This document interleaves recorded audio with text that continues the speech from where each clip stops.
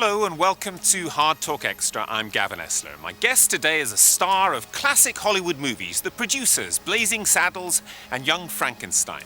But his comic genius has also been touched by the devastating illnesses of those closest to him and by his lifelong struggle against his own peculiar demons. Gene Wilder, welcome to HARDtalk Extra. Thank you. A lot of your life reads a bit like the classic funny sad guy or sad funny guy, doesn't it? You've managed to combine both in some ways. Well, that was my life. I think it was mostly funny, happy in the last half. There was a lot of sadness in the first half. But they're so mixed together, it's like, you know, what do they call it, homogenized milk? When they mix the cream and the milk and you can't tell the difference. But I'm very happy today, but I had some rough times earlier on. I was nuts. I was a little crazy. I don't mean psychotic, but I was quite neurotic when I was 17, 18, 19, 20, 21, 20, till about 30. And I got a lot of help. And now I'm as sane as can be. One thing that really struck me throughout the book was how you managed to, in some ways, compartmentalize. For instance, I mean, when your then wife Gilda Radner was dying of cancer, you were nursing her and writing funny stuff at the same time. I find that very difficult to understand how you could do that. I do too, but it saved me. Because while she was upstairs, in our bedroom upstairs, reacting to the chemo and throwing up and having a commode next to the bed and suffering a lot, I would come downstairs and write for maybe 25 minutes, 30 minutes on See No Evil, Hear No Evil, that I was writing for Richard Pryor and myself, then go up to see how she was doing, and then come down, up and down. It was a strange thing, but trying to be funny, you'd say either it's impossible or it's a great relief, and it was a great relief for me. An escape. Yeah, yeah. The fact that you could make people laugh while enduring so much sadness in your personal life also struck me as extraordinary. She always liked a good laugh. And she always wanted me to, you think, you know, I'm a funny guy, Mel Brooks, humor and all that. I'm not that funny in real life. I can be, but not by trying. If it just happens spontaneously, I am. But that's an expectation that people have. I mean, we can talk about it. You know, people, why doesn't he tell jokes? Why isn't he telling jokes all the time? Well, it's the difference between a comedian and a comic actor. And well, comedians can be sad too, but I'm not sad now. But I don't like to have to perform. I don't want to shock your audience, but I don't care for show business. I like show. I don't like the business. So I'm in Connecticut near the woods and not in Hollywood. I spent about 9 years there at one point in my life, and I liked it. It was a great change for me.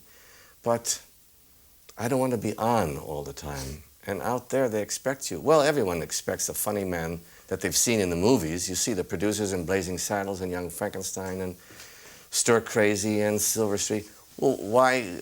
Tell us a joke, or why aren't you funny, or why? But I'm not like that.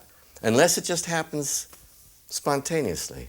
You were born Jerome Silberman in Milwaukee, Wisconsin. Jerome Silberman. Yes, that's right. Not the name that you saw in Lights, clearly, otherwise you wouldn't have changed it. Everyone called me Jerry, and I couldn't see Jerry or Jerome Silberman in Macbeth, because I had aspirations at that time to do Hamlet, Macbeth, whatever. I had done quite a bit of Shakespeare early on, not as a professional, but in university. But it was serious stuff. I mean, it was always serious stuff for you, wasn't it? Sure. I mean, the only difference between me and another actor who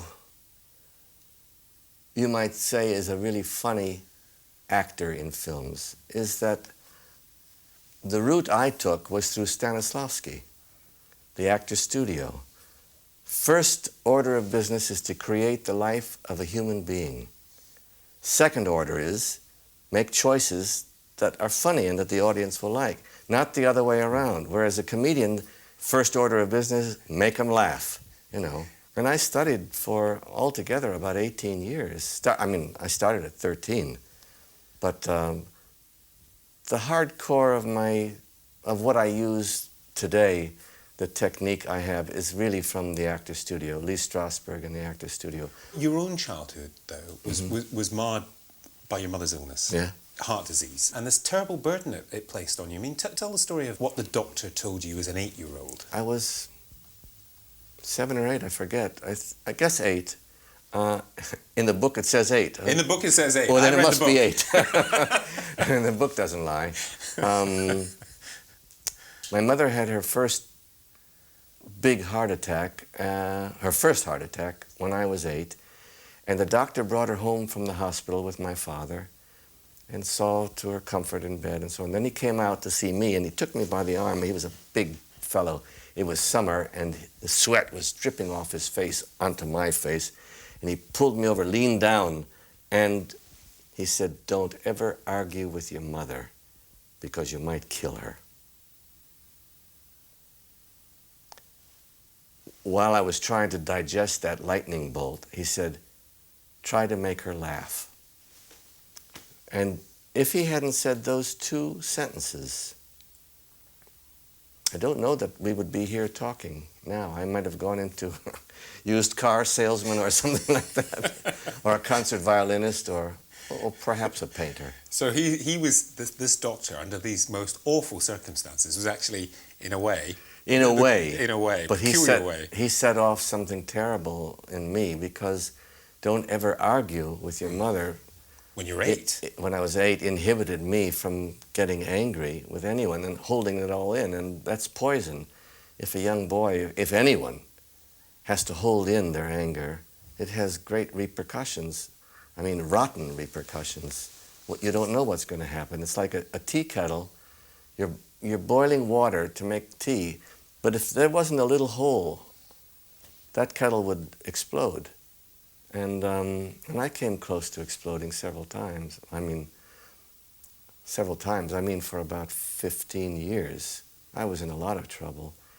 And when I went to, I was in the Army, peacetime Army. I went to a neuropsychiatric hospital. That was my duty. And they gave me a choice of working on the tubercular ward. I said, no, thanks. And general hospital, cleaning up, making beds and cleaning up vomit, and administration, sterilization of equipment, or a locked ward in a neuropsychiatric hospital. And I said that one, because I thought that would be the closest to acting that would help me later on, and it certainly did. But when I saw those patients come in straitjackets, because everyone had to, they were all going through psychotic phases, and I saw their behavior. One boy in particular, I remember, every morning while they were all watching Amos and Andy at the TV set, about 10:30, 11, he'd come down in the middle of the TV set, blocking the view of all the other patients, and he'd start praying to the TV set. And I said, well, he's psychotic, but he's not that much more extreme than my compulsions right now. And that's when I decided to get help when I got out of the Army. And I did, and I found the right person. You got therapy. Yeah. You've had a compulsion about praying. Praying, yeah. As well. And can you explain that? Because in the book, you do explain it, but it's very difficult to understand. Yes, I'm sure it is. I'm sure. And this all starts with, don't ever argue with your mother, because you might kill her. And the other, she suffered all the time. But I didn't put 2 and 2 making 4 until after 7.5 years of therapy. But when I was 18, in the spring, almost the first day of March, in my freshman year at university, I had this compulsion to pray. About what? I didn't know, but to ask forgiveness of God. So I would pray for 15 minutes. And I thought, now it's done. The next day it was 25, 30 minutes. It went on, not every day, but every other, every third, for several years, except when I was on stage. Then I felt safe. but I mean, they couldn't get me. Who were they? I don't know.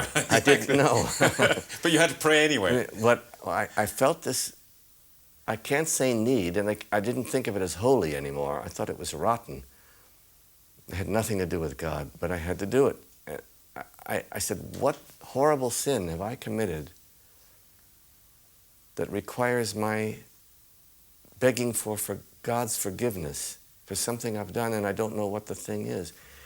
After 7.5 years of therapy, my therapist could have told me on the first day, but I had to tell myself, find out why. And it was that, what right did I have to have happiness, sexual pleasure? Hormones were kicking in at that time. I was quite young. And when my mother was suffering every day of her life. And you could say, yes, but that wasn't your fault. Well, I couldn't say it. Someone could say it to me, but I couldn't say it. I knew it wasn't my fault that she had a heart attack, and yet I thought, but do I really have the right to enjoy myself and laugh and have fun if she's sick and suffering all the time, every day? At this stage in your life, you found yourself with Lee Strasberg, regarded as one of the greatest teachers of acting ever. Yeah. How did you get from Milwaukee, Wisconsin to that point? When I was 11 years old, I saw my sister, Corinne, in what was called a dramatic recital of Guy de Maupassant's The Necklace. She had memorized, it was an audience of maybe 200 people, and they were jabbering away, and then the lights started to go down, and then it was dark, and a spotlight hit the center of the stage, and out came my sister in this aqua gown. And for 20 minutes, you could hear a pin drop, and the audience just watched her and listened to her. And I thought, that must be about as close to being God as you could get as a human being. And I asked her teacher afterwards, her acting teacher, could I study with you?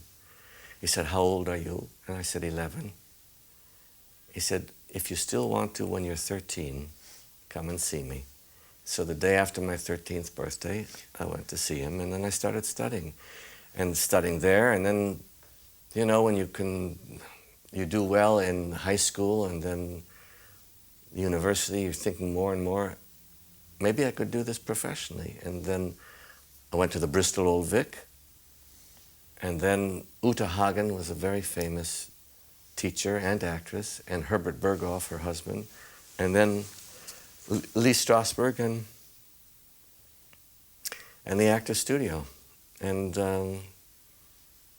that was the study that helped me the most in what I do consciously now. There's parts in the book where you say, you were acting something, and then suddenly something clicks in, and you're no longer acting. Of course you're acting, but you are the person that you're supposed to be. You actually are that person. How did you get to that point? I had read about that in An Actor Prepares by Stanislavski. And it's tapping the subconscious. You're not the real you're not the character, and you're not yourself. You're, let's say, if I was doing Hamlet, I'm Gene Hamlet. You're half of you. You're using the character. You're using the lines that the author wrote, but you're borrowing from those experiences in your life, those emotional memories that you have, and loaning them to the character. Those that fit. Those that don't fit, you don't use.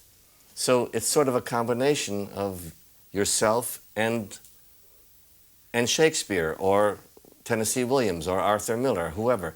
It's a melding of the two together. How did you make the translation to Hollywood and the funny man that everybody thinks that you are, because that's what we see in the Hollywood version, you know? Yeah. And whereas, you know, Arnold Wesker, Graham Greene, Bertolt Brecht, Shakespeare, we've talked about the much more serious side of you, which I think many people are not familiar with. Well, when I was, the first play I did on Broadway was Graham Greene's The Complacent Lover with Sir Michael Redgrave and Googie Withers and Richard Johnson. And it was a comic performance, and I was good, and I won an award for it. And then I did Mother Courage with Anne Bancroft, whose boyfriend was Mel Brooks, whom I'd never met. And, and Anne said, I'd like you to meet my boyfriend, Mel. And I came backstage after the performance one night, and there he was in this beautiful, what they used to call pea jackets, merchant marine, black, thick jacket, keep you warm. It was pretty chilly out, and he was wearing that, and I said, oh, and how lovely to meet you, and everything. And oh, you look so handsome in that pea jacket. He said, yeah, they used to call them urine jackets, but they didn't sell. So I started laughing, and then he watched me perform in that play, Mother Courage, so many times, and then he said, would you like to come to Fire Island, which is a little island off of Long Island, one weekend, and I've written a screenplay, and I'll read you the first 30 pages. It's called Springtime for Hitler. I said, oh, I'd like that very much. So I went one weekend, and we had a nice dinner that Anne cooked, and then Mel read the first 30 pages. And they're almost the same as the script is, as it is in the movie, The Producers now. And he said, would you like to play Leo Bloom in the movie? And I said, oh, I would very much. He said, okay. Well, in the fall, don't you take anything on Broadway until you check with me. So in September, late September, I was offered One Flew Over the Cuckoo's Nest. Not the movie, but the play with Kirk Douglas. And I called Mel. I said, I feel a little silly, but you said I should. Yeah. Now, can you get a 2-week out in your contract? I said, oh, Mel, I'm not a star. They're not going to give me a 2-week out. Maybe if a 4-week out, maybe I could. All right, we'll have to live with it, he said. 3 years went by. I never heard from him. I didn't get a telephone call. I didn't get a telegram, nothing. And I was doing a play by Murray Shiskull called Love, L-U-V. And after a matinee, I was taking my makeup off, I knock on the door, I opened the door, and there was Mel with a tall gentleman behind him. I said, Mel. He said, you don't think I forgot, do you? And he said, I've got the money now to make Springtime for Hitler. And this is our producer, Sidney Glazier. The only thing is, Zero Mostel has approval over whoever plays Leo Bloom. So you're going to have to read for him. I want you, but Zero has to see you and say yes. So I went the next day. My heart was pounding. I thought you could hear it all over the room. I knocked on the door, and Mel opened the door, and I saw Zero Mostel in the background. And I came in, and he said, Gene, this is Z. Z, this is Gene. And I put out my hand to shake hands with Zero Mostel, and he pulled me up to his chest, and he kissed me on the lips. A big, long kiss. And all the nervousness drained out of my body. And I think he wasn't trying to be funny. He was trying to help me. And it worked. Leo Bloom, you play a neurotic. Yes. Was that easy? Easy. Where the Stanislavski school, you could draw on experience. Yes. If you wish to take another hour or two, I'll be happy to tell you how. Let's talk, if we can, just a little bit about your own battle with illness. You were diagnosed a few years ago with non-Hodgkin's lymphoma. And as we've said, illness has touched you and people important to you for a very, very long time. How bad was the struggle? How difficult was it? When I found out that I had it, and well, I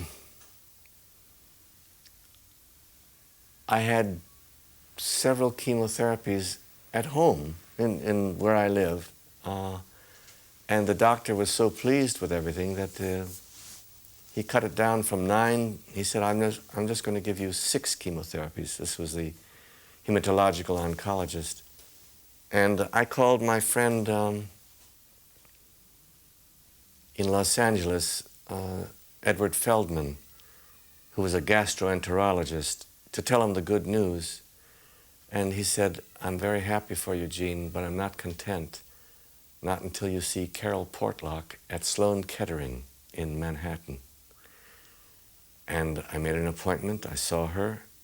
And she said, "You're very healthy, Mr. Wilder, and you're very chemo-responsive, but it's going to come back." And my jaw dropped, and I said, "When?" She said, 6 months. She had tissue samples and everything. And I said, "Well, what do I do?" She said, "Stem cell transplant." It's not embryonic stem cells, the big controversy with... Would that have worried you? Would that have been a moral decision if it had been embryonic stem cells? Not at all. Not at all? No. But it is for a lot of... Well, it is for the Bush administration. Not for any normal people. It wouldn't have been. Of course, they're not sick with non-Hodgkin's lymphoma, and you were. Yeah. Christopher Reeve I was waiting and waiting. I saw him about 3-4 weeks before he died at the U.S. Tennis Open, and he was waiting for the stem cell transplant with... From embryonic stem cells? Yeah. I had what they call autologous, which just came from my own blood. But I was in the hospital for, they said count on 5 to 6 weeks. I was there for 3 weeks and 5 days. And unlike the times when Gilda was suffering from all the nausea, there's a wonderful drug called Zofran. I wasn't sick for 1 day, not even 1 minute. I had other things wrong, but I wasn't nauseous at all. How are you now? Well, I said to my doctor, now that it's 5.5 years, what do I say? He said, say you're in complete remission. I said, but what if they want to know, what does that mean? Am I cured? He said, well, cured has to do with actuary tables, the insurance company, how long you're expected to live if you didn't have a... Just say, if you outlive your doctor, you're cured. So I thought the best way to guarantee that I'm cured is to shoot my doctor. Well, he's got a surprise waiting for him when you get back, hasn't he? But I am as close to, I mean, they don't like to use the word cure. There's remission and there's complete remission. I'm in complete remission, so I don't have anything anymore. I just wanted to ask you one point about that, though. When Gilda died, you became a campaigner to raise awareness about ovarian cancer. Yes. Now, given the controversy in America about embryonic stem cell research and so on, do you feel any kind of duty to campaign about that against the prevailing tide within the Bush administration? Do you feel you should raise your voice? Not to campaign, because there are so many people who are campaigning, who have campaigned, when at the Democratic Convention, Ronnie Reagan made a beautiful speech. That's Ronald Reagan's son. And Nancy Reagan and Christopher Reeve, and then in California they voted as a state to allow embryonic stem cell research, and in Connecticut, my state, they voted to allow stem cell research. So I don't have to campaign. Most of the country, and I think most of Congress, is for it. But until we get rid of Bush, it's going to be a while before it'll be allowed as a federal project. But a state project, it can be. Gene Wilder, thank you very much.